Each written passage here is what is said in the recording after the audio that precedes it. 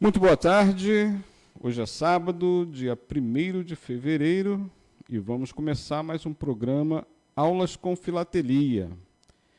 Hoje nós vamos falar aqui sobre um assunto muito interessante que vários filatelistas, vários internautas nos pediram para colocar aqui no programa Aulas com Filatelia, que é o estudo inacabado sobre a verdadeira história, dos ensaios postais de Dom Pedro II, Barba Branca, não emitidos, que são os ensaios de Cotens. E quem vai nos apresentar esse tema é o nosso amigo Fernando Moreira dos Santos, que daqui a pouco vai falar conosco aqui. Antes de chamar o Fernando, eu queria anunciar também que nessa data, nessa data de 1º de fevereiro, nós temos outros temas bastante interessantes para a filatelia, para o mundo filatélico, que nós vamos anunciar, mas vamos nos colocar aqui para falar sobre o ensaio de Cotens. Mas antes, queria falar que hoje, dia 1º de fevereiro, também nós temos emissões filatélicas que relembram a inauguração do Aeroporto do Galeão, que foi inaugurado dia 1º de fevereiro de 52. Em 1977, teve uma missão muito bonita, muito bacana sobre o Aeroporto do Galeão, o Aeroporto Internacional, que recebeu o nome de Antônio Carlos do Jobim. E também, no dia 1º de fevereiro, dessa vez no ano de 38, foi o nascimento de Júlio Plaza Gonzalez, ele que foi inaugurador da primeira exposição de arte postal internacional. Também é uma data que merece ser lembrada pela filatelia, pela importância que tem a arte postal.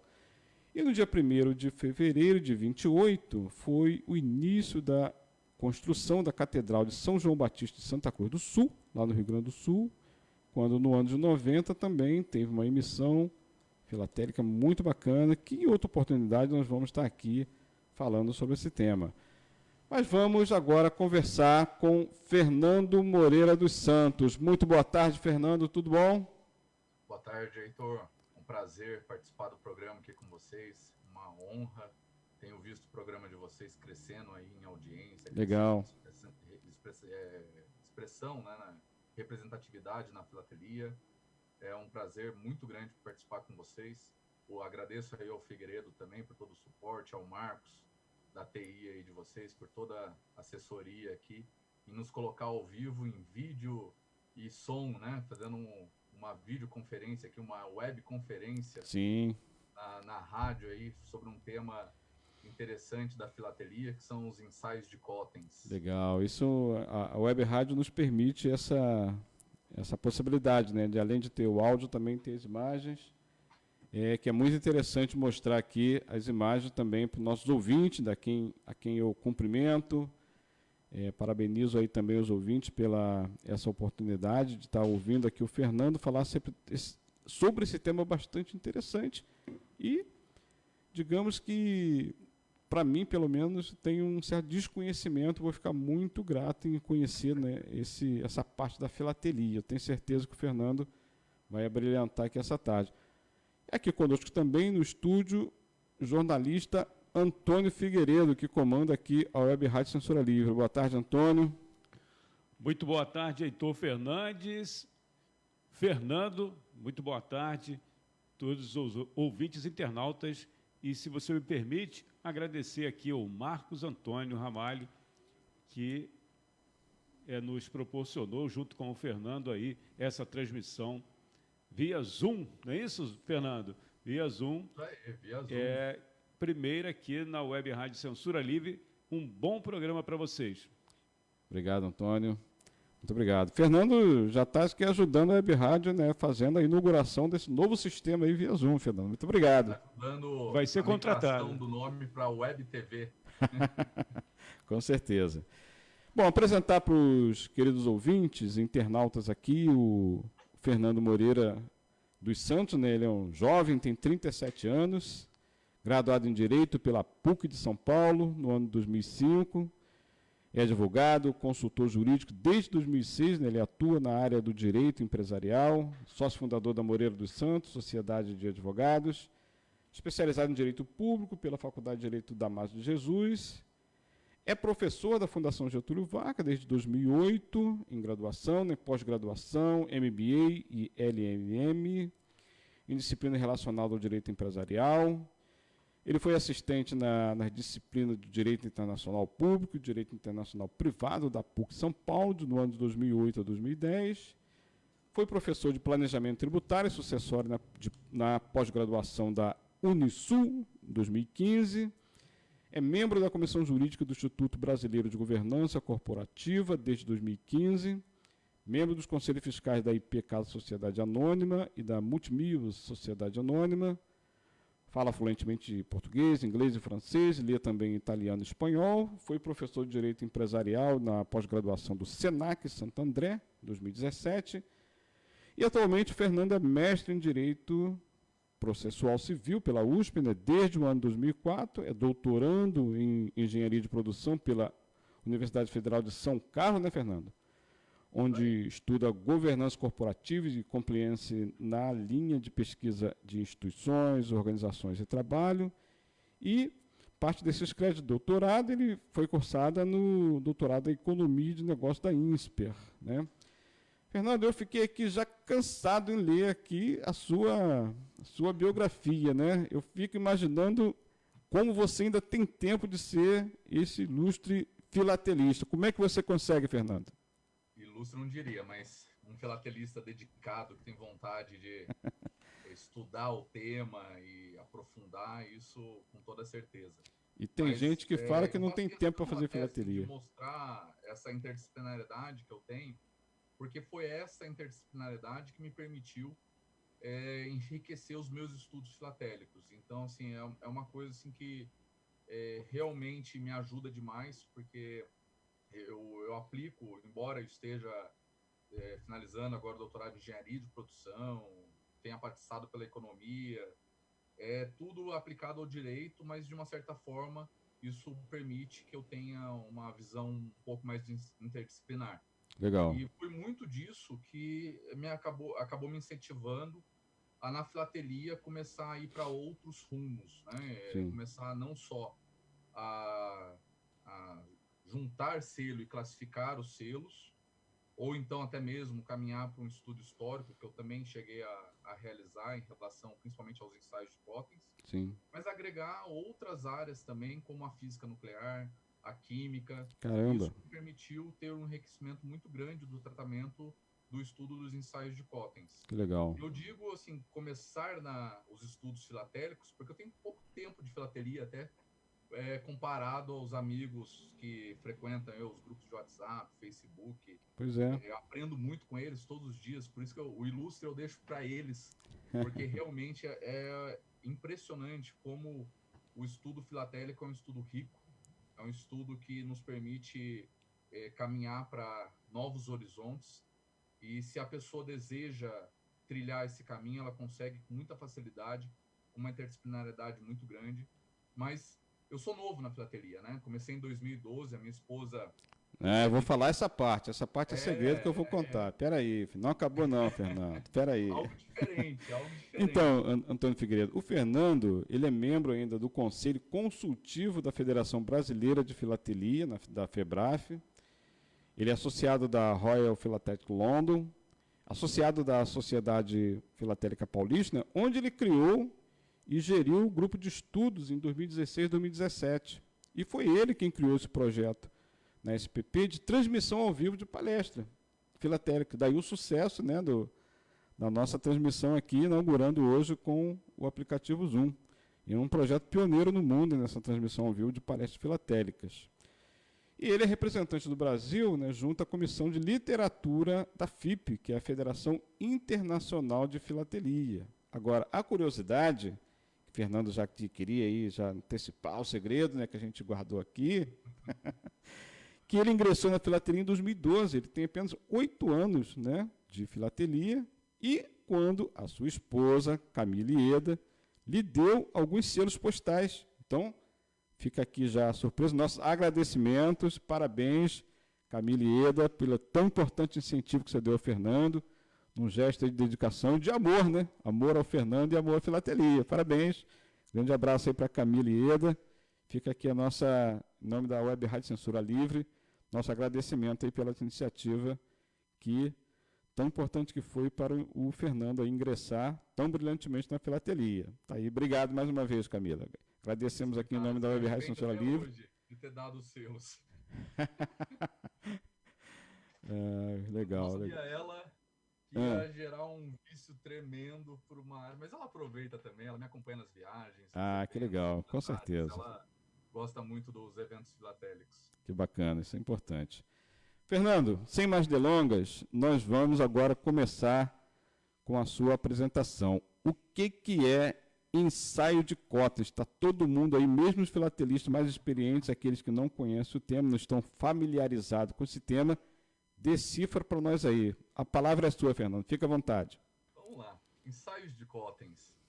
Eu comecei os estudos filatélicos em 2012, né? Em 2013 já me deparei com esses ensaios que muito pouco se sabia, né? Em 2013, quando eu ouvi os primeiros ensaios, comecei a questionar os amigos sobre o que seria e se tinha muito pouca informação em relação especificamente a essa emissão, mesmo sendo um ensaio, né? Querendo ou não, ele foi impresso por alguém, não se sabia bem quem. Mas uma coisa curiosa, porque é o que eu estava dizendo, a gente pega esses amigos que têm 20, 30, 40 anos de filatelia, com um amplo conhecimento, tendo aí ciência, ao menos, da origem, dos anos de impressão, e quanto aos ensaios de Cottens especificamente, muito pouco se sabia. E o pouco que se sabia era duvidoso ainda. Sim. Algumas pessoas falavam, e mesmo em livros, né, a gente encontrava algumas informações falando que tinham sido ensaios produzidos em 1876 para que o selo, efetivamente, o selo oficial, né, o postal que seria emitido em razão desse ensaio, fosse emitido nos anos de 1890, 1891. Só que com o fim do Império, em 1889, que os selos oficiais acabaram por não ser produzidos. Então, que toda essa produção morreu no ensaio.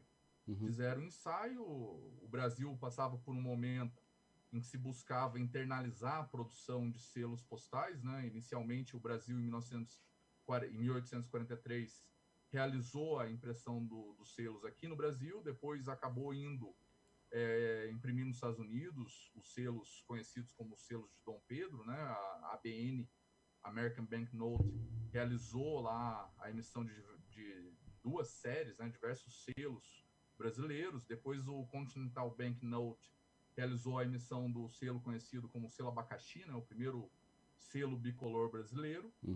E na sequência o Brasil iniciava aí uma fase de internalização novamente da produção dos seus selos. Mas, em relação aos ensaios de Cottens, tinha aí toda uma história de que eles teriam sido produzidos pela American Banknote Company, nos Estados Unidos, a ABN, a mesma que produziu os demais selos de Dom Pedro, né? E, de fato, o ensaio de Cottens, ele traz a imagem de Dom Pedro. Então, muitas pessoas imaginavam que seriam selos que teriam sido realmente produzidos pelo ABN. E tinha até uma informação de que muitos filatelistas, o Anísio, o Peter Mayer, o Anísio Schader, né, do Rio de Janeiro, o Peter Mayer, que eles chegaram a ver esses ensaios de Cottens serem vendidos em 1990, quando a Christie's fez o leilão do acervo, do espólio da American Banknote. A American Banknote quebrou, né? Sim. E o espólio todo foi vendido em um leilão da Christie's em 1990. Isso reforçava a tese de que os ensaios de Cottens teriam realmente sido produzidos pelo ABN. Mas tinha também uma tese muito forte de que seriam ensaios produzidos na França. Inclusive que o nome Cottens viria do nome do gravador.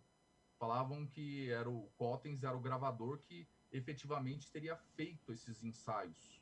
Sim. E algumas publicações falavam que o bloco com 9 Cottens, até compartilhar a tela aqui para mostrar uma imagem inicial do Cottens, né, para quem eventualmente ainda não viu esses estudos. Sim. compartilhar aqui essa imagem.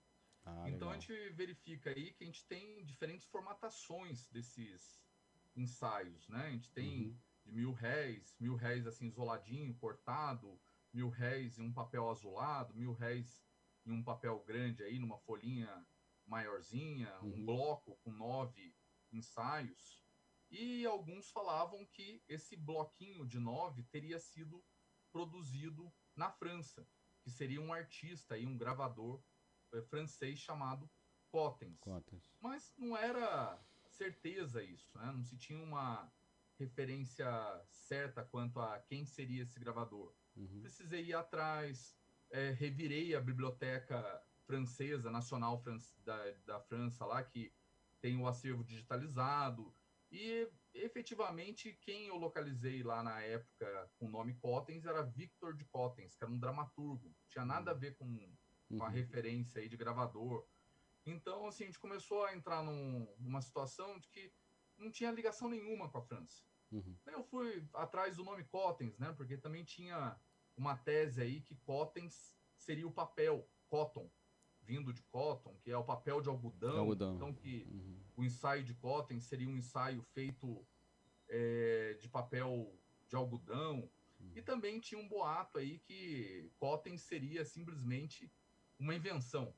O nome Cottens seria não propriamente o ensaio, mas que o nome ensaio de Cottens seria só uma criação, uma invenção para se vender esses ensaios, né? Para uma forma de se conseguir aí identificar esses ensaios, esses estudos especificamente, né? Então, assim, a gente tinha mais boatos, propriamente, do que informações consolidadas do que seriam esses ensaios de Cottens. Realmente teriam sido feitos pelo ABN Companies, realmente teriam alguma ligação com a França, e quais seriam os formatos? Porque quando eu comecei esses estudos aí em 2003, 2013, 2014, se conhecia muito esse isolado em folhinha de 14 centímetros por 9,5 e esse bloco de 9 selos, ou então o bloquinho de 9 selos com os ensaios cortados.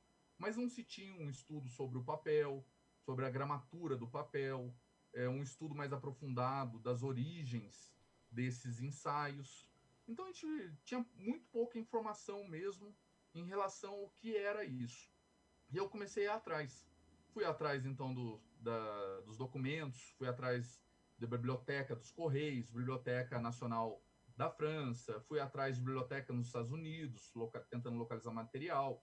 E as bibliotecas nos Estados Unidos, fui atrás de 7 grandes bibliotecas, inclusive do Congresso, que tem absolutamente tudo, e a resposta era sempre assim, a gente não tem essa informação que você está buscando, e eu procurava livros relacionados ao tema, até mesmo da American Banknote, alguma coisa que eu conseguia localizar em relação a acervo, eu ia atrás dessas bibliotecas, não temos essa informação. Mesmo o Correio aqui tinha muito pouco, tinha o livro do Studart apenas, que também era um livro que não aprofundava o tema, embora fosse muito rico em ilustrar o que se tinha, né? Mas, então, a gente começou praticamente quase que do zero, com muito pouco de informação consolidada para descobrir o que seria isso, né? Então a gente começou aí com um estudo também em relação aos formatos que a gente encontrava, né? O que seriam esses formatos aí do Cottens, quais seriam os formatos do Cottens, né? Então a gente começou buscando pelo layout. Compartilhar aqui a tela para mostrar os layouts que a gente encontrou. Sim. E efetivamente a gente localizou 3 layouts aí. Independentemente dos tipos de gramatura, do tipo de papel, tipo de impressão, todos os Cottens têm um desses 3 layouts aí. A gente percebe uma diferença em relação à forma como se escreve aí o correio, os números, né? No primeiro deles, a gente tem na margem superior a nomenclatura correio, que era uma nomenclatura que se utilizava geralmente quando era selo postal, né? Difícil a gente ver correio em selo fiscal, a relação aí não é direta, mas Então, assim, leva a crer que realmente seria um selo postal, quando a gente identifica aí correio. Em outros dois layouts, a gente já tem aí a parte superior diferente, com o valor de R$ 2.000, que era um valor condizente até com selos fiscais, né? Na época, tudo. Então, algumas pessoas chegam a falar, seria selo fiscal. E, efetivamente, depois eu cheguei a encontrar, com a ajuda do amigo José Luiz Fevereiro, cheguei a localizar aí selo fiscal de R$ 2.000. O Fevereiro uma vez me mandou uma imagem, pessoal, acho que esse daí é um Cotens. Quando eu bati o olho, era efetivamente um selo fiscal de Cotens. Então, esse 2.000 já indica também uma emissão fiscal. Legal. Mas a nomenclatura correio, emissão postal. A gente vê também uma diferença aí na margem superior em relação à gravura, não são idênticas, embora a parte superior traga uma margem parecida aí com o valor.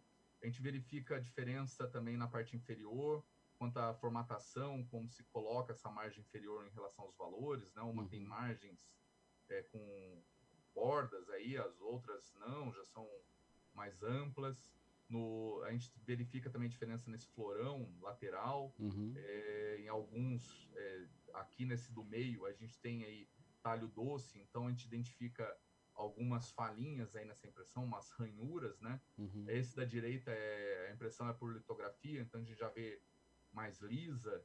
Então, assim, a gente identifica aí diferentes formatações, mas são 3 efetivamente os layouts que existem em relação ao Cotens. Aí no Paletós também vê uma diferença, principalmente em razão da forma de impressão, né? Os dois da esquerda são feitos por talho doce, que era uma forma que se deixava o papel com relevo, né? Se batia com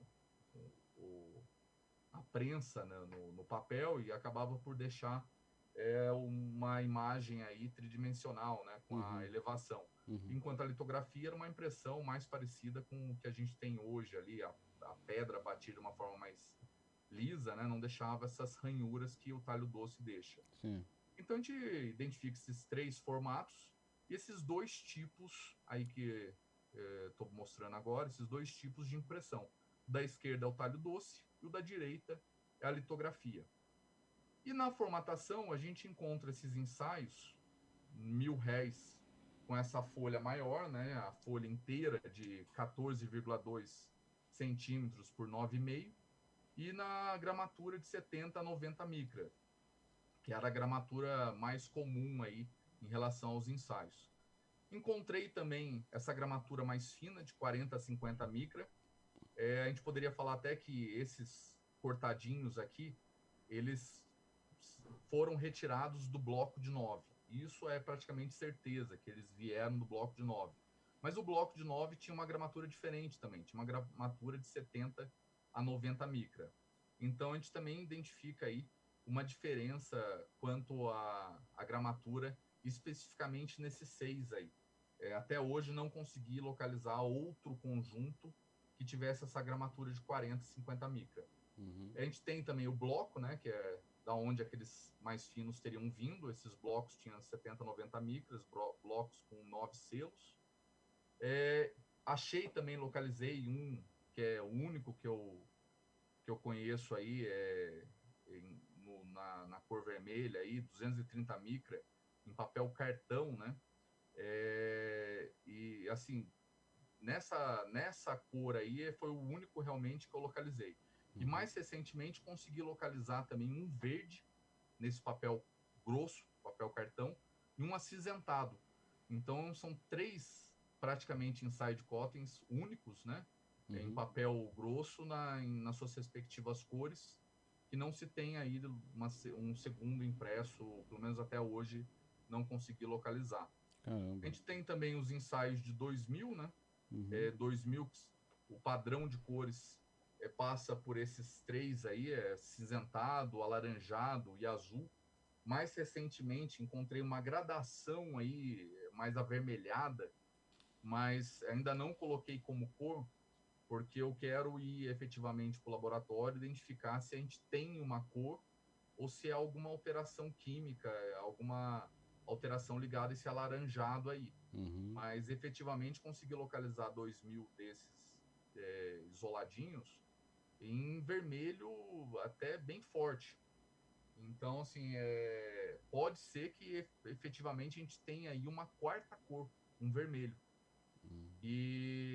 Mas as tonalidades intermediárias, que eu tenho mais 5 em tonalidades intermediárias, eu acredito que sejam o que o pessoal chama de shades, né? Aquelas nuances. Simplesmente alguma alteração em decorrência da quantidade de tinta, do clima, do sol que pega, algum elemento químico ali que entra em contato, e acaba que criam essas variações, mas que não são efetivamente cores, são apenas variações, né? Então aqui provavelmente, num futuro bem próximo aí, né? Já estou acertando tudo para voltar para o laboratório para ver, mas no futuro bem próximo, eu acredito que esses ensaios de 2000 aqui sejam 4 cores e não 3 como a gente conhece até hoje, né? Esses também são em 70 a 90 micra, né? Que era o padrão usual utilizado de papel, né? Micra, uma espessura que a gente usa, né? Bem fininho, né? Algo bem mais fino do que uma folha. A folha de papel tem mais ou menos 90 micra, né? Então, assim, é mais ou menos a espessura de uma folha de papel, né? O 90 micra aí. Sim. Então, a gente tem esse fiscal também no 200 réis, né? O que leva a crer que esse fiscal aqui, que é o que o José Luiz Fevereiro localizou, que me mandou. E esse fiscal indica que esses 2000 aí poderiam ser selos fiscais. Não se tem certeza se seriam selos fiscais, mas também não se tem assim uma certeza de que seriam postais, porque em nenhum momento aqui nele se fala correios. Como não se tem o correios e se tem um valor elevado para o período, há uma possibilidade aí deles serem selos efetivamente fiscais. A gente tem também um ensaio de 2000 em papel espesso, tem esse azul aí, esse azul com 140 micra, né? Tem também esse ensaio isolado de 2000, esse ensaio aí é único, não se tem outro aí, repetindo, 70 a 90 micra, o papel, a espessura, e ele está aí numa folha completinha, né? Assim, não foi recortado. E tem essas duas formatações também que eu encontrei, com ensaios juntos com provas e ensaios, na verdade ensaios, né, da Casa da Moeda do Brasil. Então, esses daí, como são ensaios de Cottens em conjunto com ensaios da Casa da Moeda do Brasil, seriam indicativos de que o ensaio de Cottens teria sido feito pela Casa da Moeda do Brasil. Lembrando que a gente passava pelo processo de internalização. Guatemozin, que foi um grande historiador na questão filatélica, né? Ele revirava toda a documentação filatélica das repartições, escreveu 3 livros aí bem documentados em relação à história da filatelia. E ele documenta lá que o Brasil realmente passava por um processo de internalização da produção de selos ali no final do século XIX, né? E com isso, com essas duas peças aí, até porque assim, a da esquerda tem American Banknote escrito, o que indicaria ser da American Banknote, né? Mas a da direita é a mesma peça e não tem, parece uma peça mais plausível até do que da esquerda, que é uma peça mais clara, uma peça mais nova, que provavelmente teria sido uma peça que simplesmente bateram um carimbo aí, escreveram American Banknote em cima. Então essa da direita indicaria que seria um selo, um ensaio, que teria sido produzido pela Casa da Moeda do Brasil. Sim. Só que, ao estudar essa peça, a gente percebe que as duas até, são peças falsas. São falsas? Peças criadas, falsas e grosseiras. Bem assim, não tem plausibilidade nenhuma em se ter ensaios da Casa da Moeda junto com ensaios de Cottens com base nessa peça. Pelo estudo histórico, eu até, num primeiro momento, concluí que o ensaio de Cottens poderia ter sido feito pela Casa da Moeda do Brasil. Por toda essa documentação que eu localizei, falando aí da internalização, com toda essa questão aí de não ter uma relação consistente com a American Banknote, exceto pelo fato de estar no acervo que foi vendido pela Christie's em 1990, não se tinha outras informações. Uhum. E esse fato de estar no acervo da Christie's em 1990 não necessariamente comprova que ele tinha sido produzido para a American Banknote. Porque o American Banknote, ele comprou o acervo do National Banknote Company. E o National Banknote Company poderia ter produzido os ensaios de Cottens. Uhum. Tem até depois, no caminhar dos estudos aí, uma tese que chegou a ser levantada de que eles teriam sido produzidos por National Banknote. E se efetivamente foram produzidos por National Banknote Company nos Estados Unidos, que não tem nenhuma relação com nenhuma emissão postal brasileira, né? Uhum. Mas se eles foram produzidos por National, teria todo sentido ele estar no acervo da American Banknote, que comprou o espólio do National. Então, quando leiloaram o espólio do American Banknote, leiloaram junto o espólio do National. Uhum. Então, assim, não tem uma ligação consistente com o American Banknote. Até porque o American Banknote costumava numerar as suas produções, os seus ensaios, as suas provas. Uhum. Ele tinha livros de acervo, ele tinha tudo muito bem documentado, muito bem registrado. E o National já não tinha tanto registro igual o American Banknote. Então é muito mais fácil estar ligado ao National do que ao American. E então, assim, esse da esquerda aí, já, embora tenha ensaios da Casa da Moeda, ensaio de Cottens e a referência American, não tem nenhum sentido. E o da direita, tirando a palavra American, um ensaio que parece até bem real, né, em relação ao tipo de papel aí, ele é uma falsificação grosseira, embora seja um pouco mais antiga, não é uma falsificação moderna agora, mas é um trabalho grosseiro de uma certa forma. Então, assim, não tem realmente uma razão de se falar aí que foram produzidos pela Casa da Moeda com base nessa formatação aí, nesse ensaio específico. Uhum. Algo interessante também que a gente mencionar é essa mania de se cortar os ensaios de Cottens. E muitas vezes se corta e se acha que tem um novo ensaio. Você tem aí esse ensaio de 14,2 por 9,5 centímetros e dá origem a essas pecinhas menorzinhas, né, cortadas, tudo. Uhum. São o mesmo. É o mesmo que, olha lá, só para fazer uma referência, é o mesmo. Não tem menor diferença. O chanfrado é o mesmo, a imagem é a mesma, o papel é o mesmo. Sim. Se corta também aí as margens, né? É interessante se falar também que muitas vezes se apara essa margem. Uhum. Essa margem mal cortada da direita e da parte inferior é normal nos ensaios de Cottens. Às vezes, essa margem da direita mal cortada é a da esquerda. Quando ela é da esquerda, a da direita está lisinha. O que se sabe é o seguinte, a margem inferior ela está ali sempre mal cortada e uma das margens, ou à direita ou à esquerda, está mal cortada. Esse é o padrão do Cottens. Eu achei uma única vez que a margem mal cortada, ao invés de ser inferior, é a superior. Esse foi o único que eu comprei no leilão do Gartner, o único que eu realmente localizei com a margem inferior lisa e a superior mal cortada. Geralmente, praticamente sempre, tirando essa única exceção, né? A margem inferior que é mal cortada e uma das laterais aí que é mal cortada. Se corta também, aí eu aumentei um pouquinho só para a gente ver, mas a imagem não ajudou muito, mas é o mesmo estudo aí. Sim. Também se cortam esses blocos. O mais comum é se ver esses blocos nesse formato aqui. Esse formato de 9 selos, sem as margens chanfradas. Mas tem uma peça também, que eu consegui localizar, que tem essas margens chanfradas. Ele está completo. Essa peça aí também foi a única que eu localizei, em que se tem aí com todas as margens e ele está anulado a pena.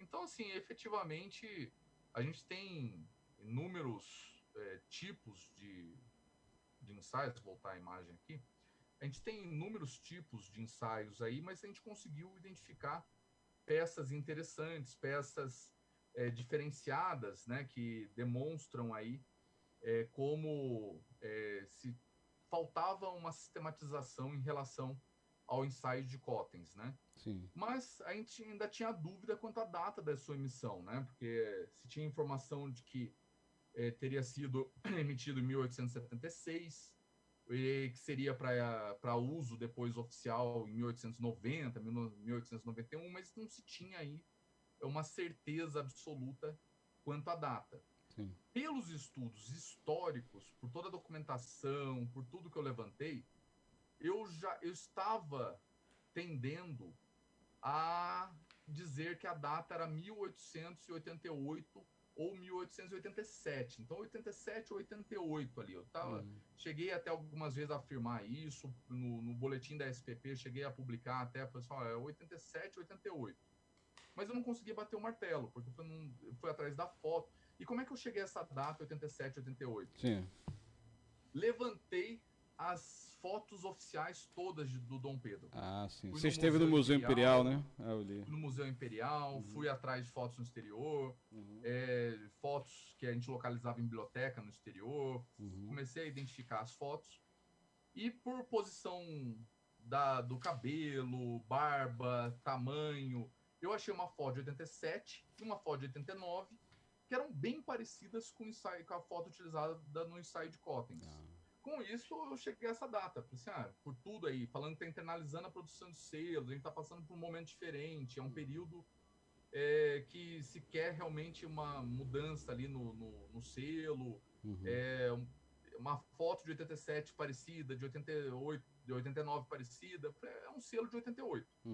Mas não cravei porque eu não tinha uma certeza absoluta. E, curioso, revirei o acervo do Museu Imperial diversas vezes. Legal. E não achei nenhuma foto de 88, 1888. Daí a amiga filatelista Luciana Bueno entrou em contato comigo pelo WhatsApp e falou assim, Fernando, eu achei uma foto que está lá num livro de Dom Pedro e parece muito a foto do Cottens. Ela me mandou a imagem, abri a imagem aqui, ela me mandou a imagem e era exatamente a imagem utilizada no selo. Essa foto aqui. Quando eu vi essa foto, eu peguei e falei, eu tenho que achar. E no livro, falava que era uma foto de 1870, 1877, alguma coisa nesse sentido. E quando ela mandou isso, ainda o pessoal nos grupos de WhatsApp ainda começou a brincar, né? Falei assim, sua tese está furada. Não faz sentido. Tinha 10 anos de diferença, né? 10 anos de diferença, tem uma diferença, sua tese está furada, não é 1888.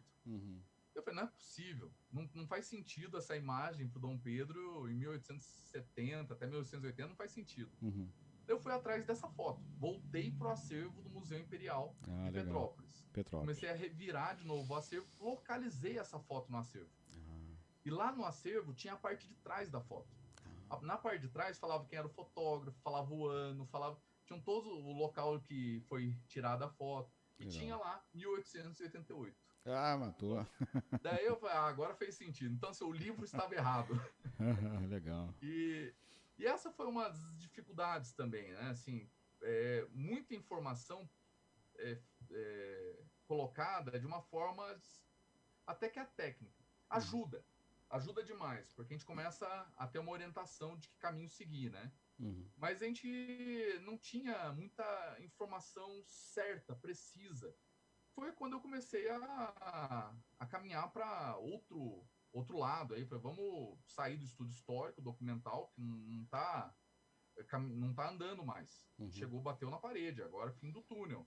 Se eu não localizar uma outra forma de estudar esses ensaios de Cottens, eu não vou conseguir prosseguir. Então, foi quando eu fui para o estudo dos ensaios de Cottens por meio de métodos analíticos. Localizei um grupo nos Estados Unidos, um instituto de análise de métodos analíticos na filatelia, né? O Instituto Analytical Philatelic, que faz o estudo científico desses ensaios.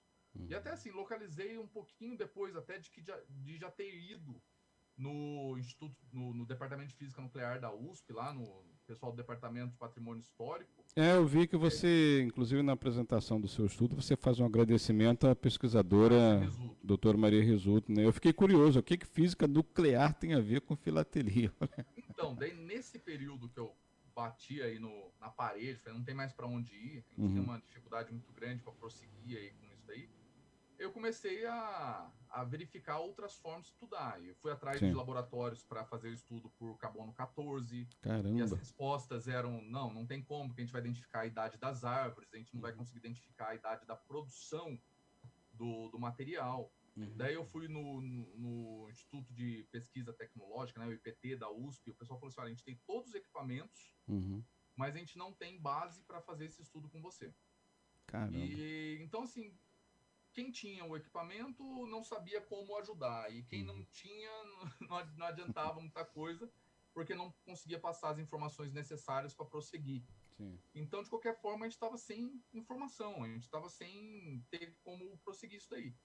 E foi quando a professora Márcia Risuto abraçou esse estudo, ela falou, não, vem aqui, vamos conversar.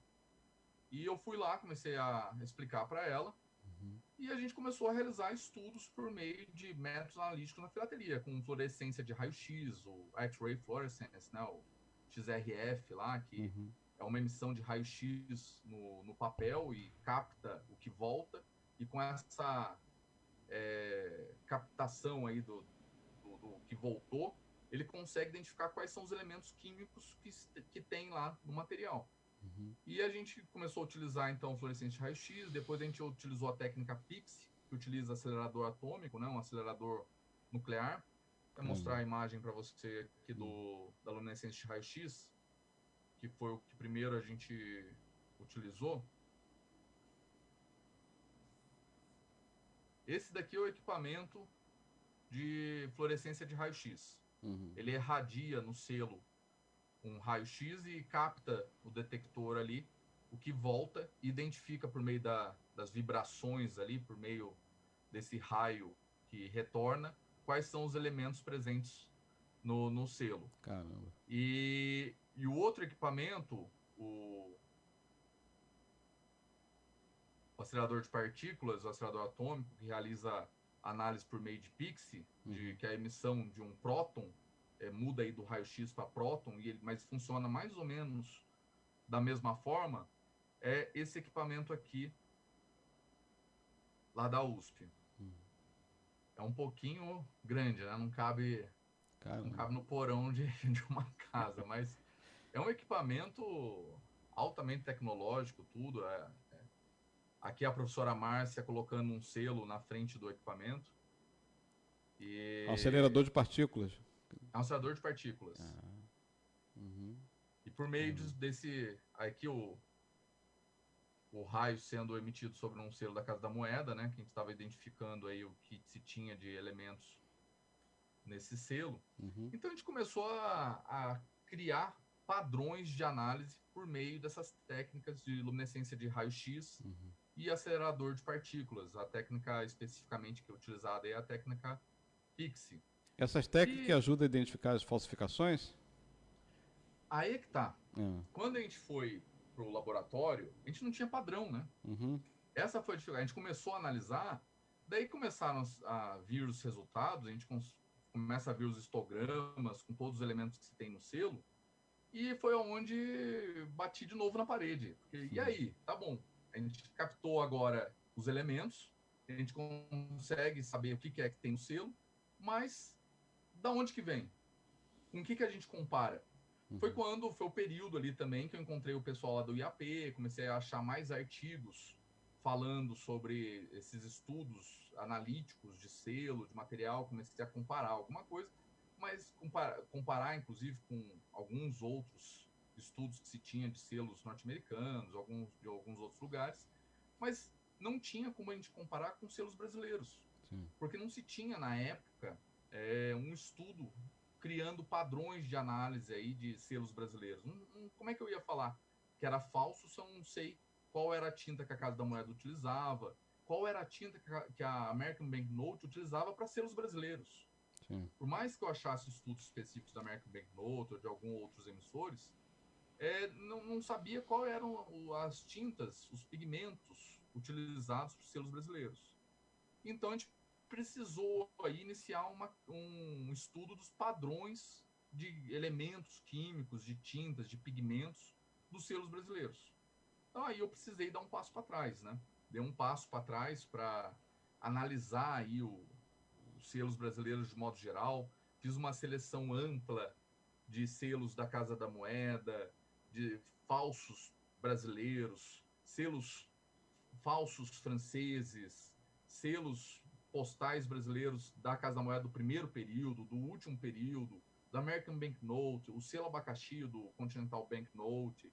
Fiz todo um estudo aí para criar padrões para depois eu analisar os ensaios de Cottens. Sim. E é interessante que, por meio desse levantamento todo que eu fiz desses selos brasileiros, americanos no sentido dos que foram emitidos para o Brasil, né? Uhum. Interessante que o Cottens não tem relação com nenhum deles. O Cottens não tem relação. O único que ficou de fora na época foi o National Banknote. E dos que se levantou a hipótese, né? Porque na época o que se tinha de hipótese era francês, American Banknote e Casa da Moeda. Então, dos que se tinha na época como hipótese, eu estudei todos. Uhum. Só que depois, prosseguindo nos estudos, eu fui apresentar os resultados desse estudo na Royal Philatelic Society em Londres, né, em outubro de 2017, Uhum. e comecei a conversar com o pessoal de lá e levantar a hipótese lá, depois da minha apresentação, de ter sido um estudo do National Banknote. Eu falei, olha, provavelmente tem uma chance aí de ter sido um ensaio produzido pelo National Banknote. Por que isso? O Chris Harman, ele me virou... o Chris Harman, que foi um dos presidentes da Royal, é agora o presidente do júri para a exposição Londres 2020, né, a London 2020, lá, London, em que eu sou comissário geral, estou levando quase 30 participações brasileiras entre literatura, coleções, uma representatividade muito grande do Brasil na London 2020. Vai ser um evento fenomenal, finalizando aí as comemorações dos 150 anos da Royal Philatelic Society, né? Uhum. E o Chris Harman, que é o presidente do júri lá, é presidente do Comitê de Expertização da Royal, foi presidente da Royal, ele virou para mim e falou assim, Fernando, os ensaios da Bolívia parecem muito com esse ensaio de Cottens. E eles foram produzidos pelo National Banknote. Daí foi quando eu comecei a levantar a história do National Banknote e vi que o acervo dele tinha sido comprado pelo American Banknote. Fazia todo sentido que se tivesse sido ele a produzir os ensaios de Cottens, que os ensaios de Cottens estivessem no leilão da Christie's em 1990, que estivessem visto lá. Então começou a fechar um pouco, casar um pouco mais as informações aí em relação à emissão do National Banknote. Mas efetivamente, para a gente ter uma certeza que foi uma emissão do National Banknote, a gente teria que retornar para o laboratório, levar inúmeros selos do National Banknote para comparar. Sim. Mas é até difícil, porque como o National Banknote não teve uma relação com o Brasil, não se dá para bater o martelo que ele teria usado as mesmas tintas, né? Se teriam uma tinta diferente, um pigmento diferente. Mas é uma possibilidade, é algo que a gente precisa voltar a estudar aí. Certo. Mas algumas conclusões extremamente relevantes quanto ao Cottens é a data, 1888, porque uma coisa que esses equipamentos permitem identificar é o titânio, né? E o titânio, ele é muito utilizado depois de 1920. Então é comum que falsificações modernas, falsificações após a década de 20, se tenha presente no pigmento o elemento titânio. Sim. E a gente não localizou titânio. Teve uma amostra lá que apareceu um pouquinho de titânio. Essa amostra especificamente é uma amostra que a gente precisa identificar por que apareceu nela. Mas em todas as outras, não apareceu titânio. Então, como não tem titânio na praticamente 100% das amostras, com exceção de uma amostra, a probabilidade dele ser um selo realmente do século XIX é gigantesca. E quando a gente fala de ciência, a gente fala de probabilidade, né? A gente não bate o martelo, essa que é a questão também, né? A gente, até por algumas vezes, se eu fui bater o martelo em alguma coisa, a Márcia Risuto, que é uma pesquisadora de renome, ela é a grande líder mesmo de patrimônio histórico no Brasil, realiza estudos aí, pinacoteca, obras foram identificadas como falsas na Pinacoteca, foi em razão da professora Márcia Risuto, que fez os estudos, MASP, uma pesquisadora mundialmente renomada mesmo. e ela não deixa eu bater o martelo, porque ela fala assim, não, enquanto você não concluir mesmo, e ela fala assim, mesmo que a gente chegue próximo de 100% é difícil, não tem como bater o martelo se você não viveu o período lá, a gente se aproxima, né? Claro. Então, assim, o que a gente pode concluir é que foi uma emissão de 1800 do século XIX, né? 1800 e pouco ali. Com o estudo da foto, a gente tem uma base muito grande para falar que ele realmente foi produzido ali em 1888. Quanto à origem, por todo o estudo, se dá para falar que não é produzido pela American Banknote como se acreditava. Não tem relação com França. O nome Cottens não diz respeito ao papel, até porque, por meio desses estudos, a gente também realizou o estudo de microscopia. A gente fez toda a análise com microscópio, com aumento de 200 vezes, de 1.600 vezes, e a gente identificou que as fibras eram mistas, com uso de madeira. E as fibras de madeira começaram a ser utilizadas ali em 1880 para frente. Então, condiz com o período dele. E não faz sentido, então, ele ser ter o nome Cottens referente a cotton, né? A fibra linter, que é a fibra que se usa em papel de algodão, né? Ela não está presente no ensaio de Cottens. Sim. Então, a gente consegue aí ter uma conclusão em relação também ao papel, que é um papel de fibra mista, com base de madeira, que condiz com o período de 1888. Não tem relação, então, quanto ao nome Cottens aí, em relação ao papel. E a origem, especificamente, é onde a gente ainda tem que trabalhar mais. Sim. Não dá para bater ainda o martelo, que é National Banknote, porque a gente precisaria realizar um estudo maior, mas você tem uma probabilidade muito grande de ser National Banknote, pelos estudos todos que foram feitos. American Banknote, então, não é, Casa da Moeda não é, França não é. Acho que é mais ou menos esse nível em que se encontra o estudo dos Cottens. Por isso que eu falo muitas vezes inacabado, né? É um estudo que realmente cada vez aparecem mais caminhos a serem seguidos, a serem trilhados. Certo. Mas é algo...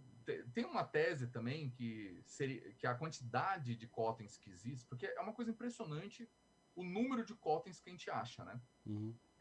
A gente facilmente aí a gente tem cerca de 500 Cottens para mais. Só eu tenho 300. Então, assim, facilmente a gente vai bater aí uns 500 ensaios. O que é uma coisa estranha, né? Porque se era um ensaio, se queria depois produzir o selo, não tem sentido se fazer como se fosse praticamente uma emissão. 500 ensaios de Cottens. Era praticamente natural o descarte dele, né? Exato. Se faz alguns... Sim. E depois se descarta, não faz sentido, ou então arquiva, mas se produzir tantos assim. Mas uma prática que se utilizava na época era que quando se ia mostrar em um outro país a técnica utilizada, a qualidade da impressão, se imprimia produções já realizadas, impressões já feitas, para mostrar no outro país. É a famosa prova de caixeiro viajante, né? O caixeiro viajante montava uma malinha com toda a demonstração, com todas as provas, e ia para o outro país tentar vender o produto, vender ali o que ele ia apresentar. E a mesma coisa acontecia em relação a selos também. Por isso, se levanta a hipótese de se ter emitido a mais, já que o Brasil teve o Império encerrado, né? O Império se findou em 1889, e eles utilizavam efetivamente emissões de países extintos, né? Porque se eles utilizassem de um país que ainda continuava, eles poderiam ter problemas depois quanto à venda desse selo. Foi um selo, eventualmente tivesse um contrato com aquele país, e ele poderia ter problemas em emitir aquele selo que não foi utilizado por um determinado país. Sim. Então, eles utilizavam como prova emissões, ensaios, selos de países extintos. Sim. O que faz sentido se utilizar um ensaio de um tipo de um tipo de governo extinto, né? O Império Brasileiro acabou, então o National Banknote eventualmente poderia ter visto aí uma possibilidade de imprimir mais desses cotens, porque a emissão, se fazer esses ensaios era caro, se fazer as peças, se produzir era caro. Não vender esse produto significava ter um prejuízo com essa produção. Então ele precisava de alguma forma conseguir pagar ao menos a produção. Sim. Como é que eles pagavam a produção? Utilizando como prova de caixeiro viajante, emitindo para filatelista, o que também é uma hipótese. Chegou no momento ali que ele percebeu que ele não ia conseguir vender para o governo brasileiro, pode ser que efetivamente ele tivesse impresso ali mais 500, mais 1.000 e começado a vender para filatelista para pagar os custos de produção em relação a esses ensaios de cotens, né? Então, assim, a gente tem algumas possibilidades aí para justificar esse número elevado de ensaios de cotens que existem. Mas, de fato, eles não foram emitidos, né? Não se teve um selo postal com essas características, só se teve um ensaio, ele morreu no ensaio. Pode ser que, efetivamente, se o Brasil tivesse continuado como império, que ele tivesse sido emitido ali em 1890, 1891, tanto como selo postal quanto selo fiscal, porque a gente encontra os dois, a gente encontra em valores e formatos que condiz com o selo fiscal e também que condiz com o selo postal, mas com o fim do Império em 1889, efetivamente a gente fica só com os ensaios postais em toda essa formatação, em todos esses tipos que a gente mostrou aqui. Entendi. Mas acho que assim, o principal até desse ensaio de cotens, a grande novidade que esse estudo todo trouxe foi permitir a criação de padrões para os selos brasileiros. Porque daí com esse estudo eu iniciei algo que é muito maior, que é se criar padrão de análise para selo brasileiro.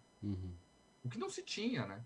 Hoje, com o meu livro, até assim, eu fiz uma produção inicial bem pequena, só para fim de participação na exposição de Estocolmo, mas agora está vindo a publicação oficial mesmo, pela editora Dialética. Ah, legal.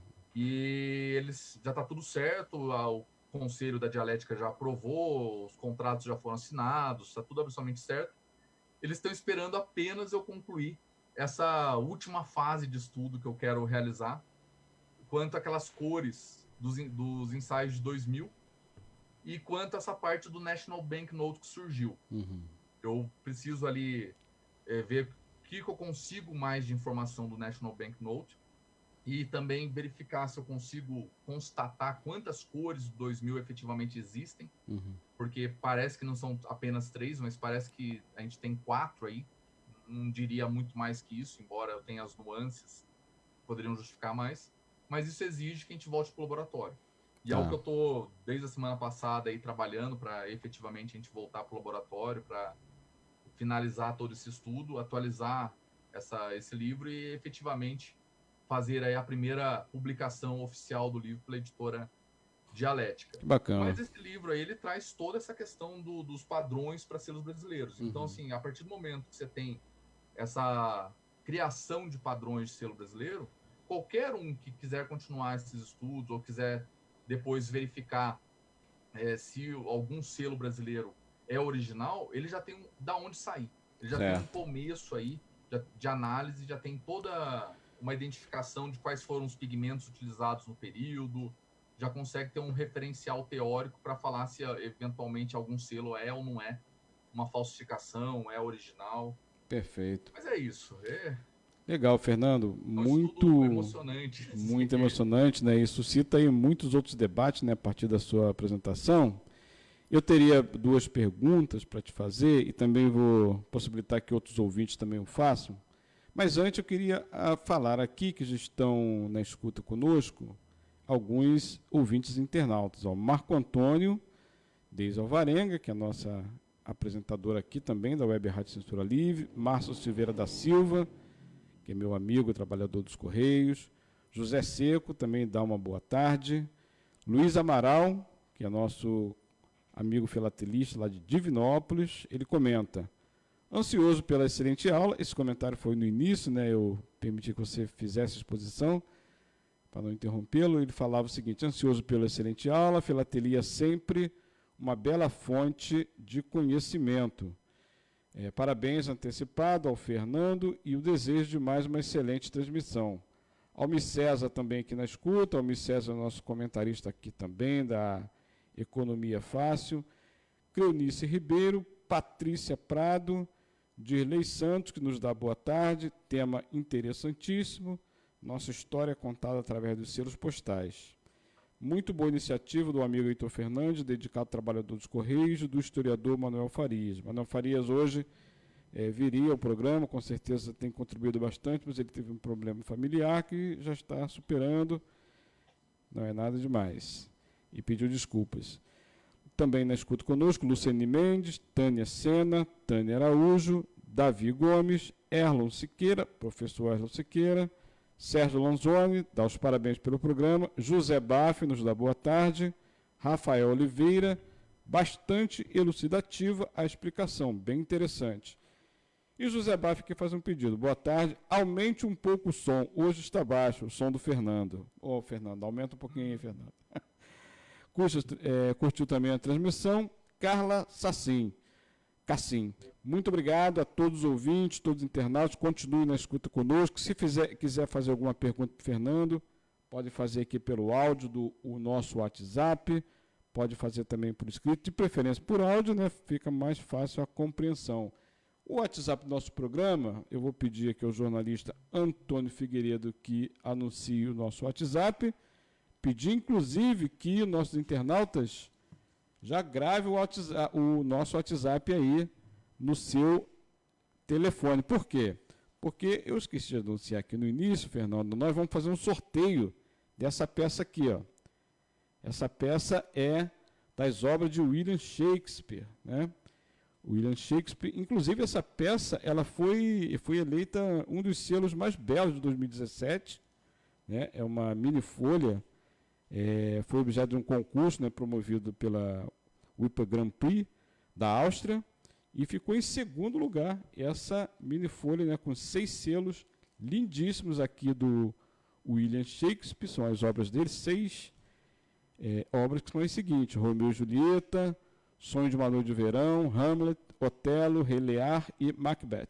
São 6 peças nessa folha que eu vou sortear daqui a pouco. E como é que é o sorteio, Fernando? Eu vou fazer uma pergunta, que é muito fácil, porque o Fernando já deu a resposta aqui na sua explanação, né? Várias respostas, sobre a pergunta que eu vou fazer ao final do programa. E os 3 primeiros que responderem corretamente vão concorrer a essa peça que eu vou enviar pelos Correios. Então, muito valorosa, né? Foi um selo, uma mini folha com 6 selos, emitido pelas obras do William Shakespeare. Está aqui, ó, mais pertinho da câmera, para o nosso ouvinte internauta ficar atento e gravar o nosso WhatsApp aí no telefone, porque responde de forma mais rápida, porque a resposta tem que vir pelo WhatsApp. Aproveitando, pedir também ao jornalista Antônio Figueiredo para anunciar a conta da nossa rádio, do nosso projeto, explicar o projeto, porque é um projeto alternativo, né, que fura o bloqueio aí da mídia tradicional. Já tem vários amigos colaborando com o projeto e é uma alternativa para os trabalhadores e trabalhadoras do nosso país. Antônio Figueiredo, como é que faz para contribuir com a rádio? Fala também aí como é que qual é o número do nosso WhatsApp. Bom, Heitor, a nossa audiência é rotativa, né? Então, meu nome é Antônio Figueiredo, sou um dos responsáveis aqui, um dos coordenadores, né? O telefone do WhatsApp para você ter mais informações sobre a rádio e também registrar no seu celular e participar do sorteio daqui a pouquinho, 21 é o código de área 998-336490, 21 é o código de área 998-336490.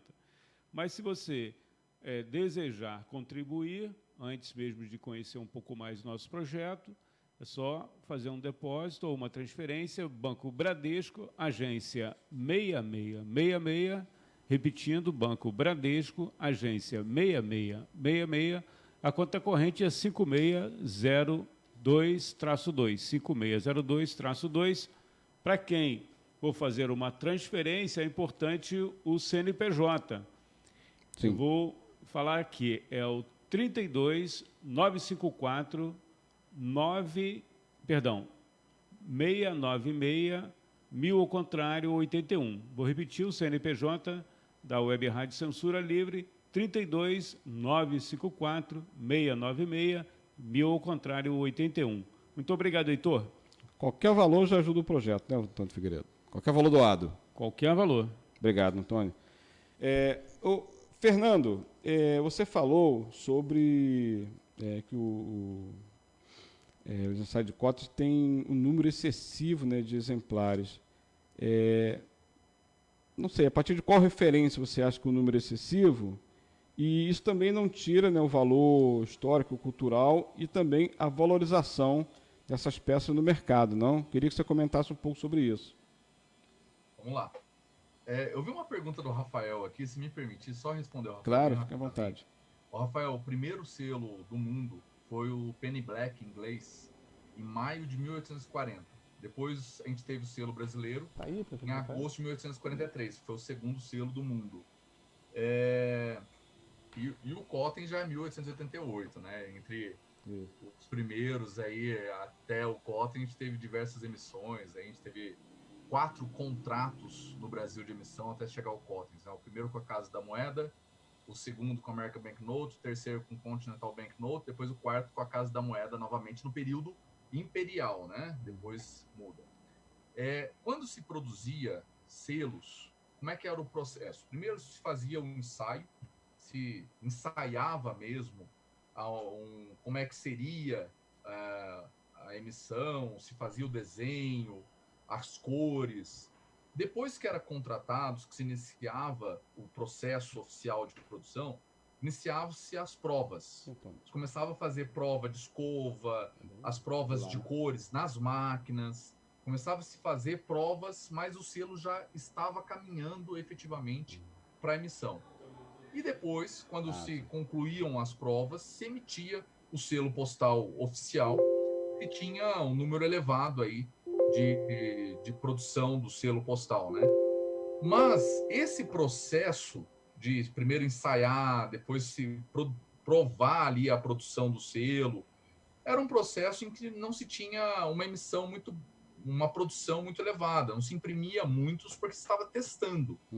Então, no primeiro momento, no ensaio, se tinha ali o artista produzindo o ensaio, mais para mostrar para o governo, se produzia ali uma meia dúzia, cada um numa cor, para mostrar realmente para o governo ou para a entidade postal, né? No caso do Brasil, se mostrava para os Correios, depois o Correio passava por aprovação efetivamente ali das autoridades do governo, depois voltava para o Correio. E até assim, é interessante que no Guatemozinho, muitas vezes, a gente encontra esses ofícios de troca aí de informações entre a autoridade postal e a autoridade do governo, a autoridade governamental, quanto à produção desses selos. E se começava ali a alinhar como é que seria efetivamente o selo postal. E é o que a gente tem mais ou menos até hoje, né? Hoje, com a qualidade gráfica que a gente tem, se reduziu muito a necessidade de uma quantidade elevada de provas, mas se tem aí esse caminho do ensaio. Hoje se chama aí muito artwork, né? Em que o desenhista vai lá, faz a artwork, faz aquele trabalho gráfico, como é que vai ser o futuro selo, faz um tamanho maior para se ver. E se faz, até esses tempos aí, eu fui no lançamento do selo em homenagem à Catedral da Sé, a artwork estava lá, uma artwork daquele processo, por quê? É um processo diferenciado. Se faz em tamanho maior, se faz em tamanho diferenciado, se faz em cores diferenciadas. É para se mostrar como se vai iniciar lá a produção daquele selo, vender a ideia, né? Então, como você está vendendo a ideia, você não vai produzir 100, 200, 300, vai produzir um azul, um vermelho, vai produzir um cada cor ali, vai desenhar aquilo ali, vai imprimir aquilo ali na prensa, mas um ou dois ali para simplesmente mostrar se efetivamente é aquilo que vai ser aprovado. E então, com base nisso, e esse é o processo de produção do selo, né? É comum se ter um número muito baixo de ensaios, de artwork. Artwork se tem muito pouco, e até assim, a gente tem amigos aí que adoram artwork, né? O Rogério Dedivitz, lá de Santos, o Reinaldo Macedo, eles brincam, não, ensaio de Cottens não é filatelia porque não foi produzido. Só que, por outro lado, eles são os caçadores de artwork, que não é efetivamente postal, é a produção antecedente ao selo postal, né? A arte, você faz um desenho, você faz 2 desenhos ali para mostrar. Depois, na prova, você tem um pouco mais. O ensaio de Cottens, ele não tem prova, porque como ele não estava caminhando para emissão, antes mesmo de se iniciar qualquer emissão oficial, ele já se encerrou o Império, encerrou a possibilidade de vir a ser produzido, ele morreu no ensaio. Então, de fato, seria normal se ter algumas poucas unidades, porque se é um ensaio, teria que ter aí um conjunto, meia dúzia de cada formato, 10 de cada formato, e não do jeito que a gente encontra outro. Assim, tem cerca aí de 10, 11, que realmente são peças únicas. Só que nessas folhinhas, nesses bloquinhos, a gente tem uma quantidade muito elevada para ensaio. É quando a gente começa a levantar essas possibilidades deles terem sido impressos em maior quantidade por outra razão. Porque para ensaio não faz sentido. O sujeito não estava ensaiando. Então, ou ele estava colocando na mala para mostrar a qualidade daquela impressão em outros países, tentando vender e utilizando realmente como uma prova de caixeiro viajante, ou ele estava emitindo uma maior quantidade para vender para filatelista, lembrando que a filatelia já era normal desde que os selos começaram a ser emitidos. A Royal Philatelic Society está fazendo 150 anos, então a gente já tinha entidades circundando aí a filatelia, associações filatélicas há 150 anos. Então, assim, em 1850, o colecionismo já existia. E na época, lembrando que não era comum se ter aí um acesso a selos de diversos países. Hoje a gente entra na internet, a gente compra selo das Ilhas Maurício, da Austrália, da Europa, qualquer lugar do mundo a gente consegue acessar pela internet, pelo eBay.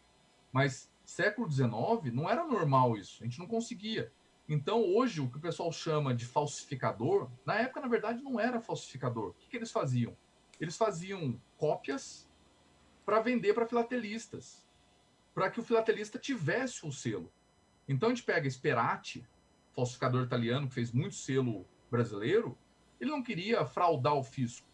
A fraude ao fisco, a fraude ao erário público que a gente tem hoje, a gente vê aí muitas falsificações para participação em licitação, né? O sujeito falsifica o selo para conseguir licitar abaixo do custo e ganhar o contrato de logística junto a um poder municipal.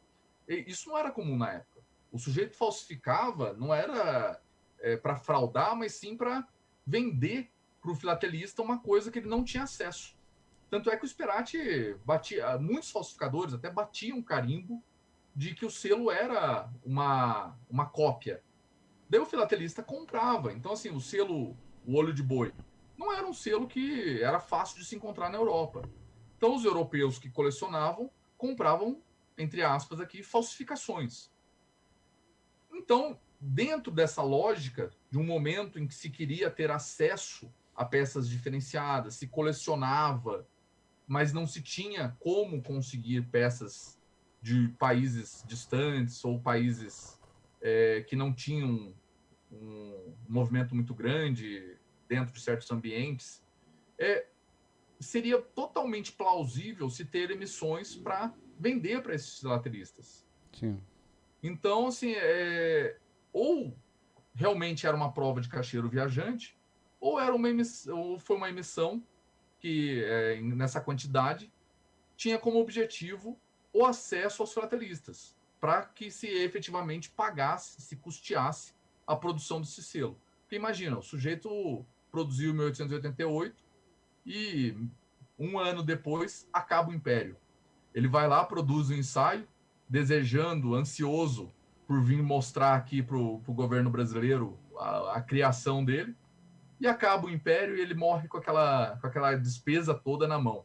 Então, uma forma que ele conseguiria pagar essa produção seria realmente imprimindo mais, porque já estava a prensa montada, estava a chapa feita, estava tudo feito, emitindo mais para vender para os filatelistas e conseguir pagar essa produção dele. Perfeito. Fernando, nós já estamos indo quase para a parte final do nosso programa. Antes de terminar, também nós vamos ouvir nosso amigo Paulo Ananias, né, que é lá do estado do Pará, de Belém do Pará. Ele vai nos apresentar o seu evento, né, que é uma exposição filatélica virtual, mas ninguém melhor do que ele para falar daqui a pouco, né?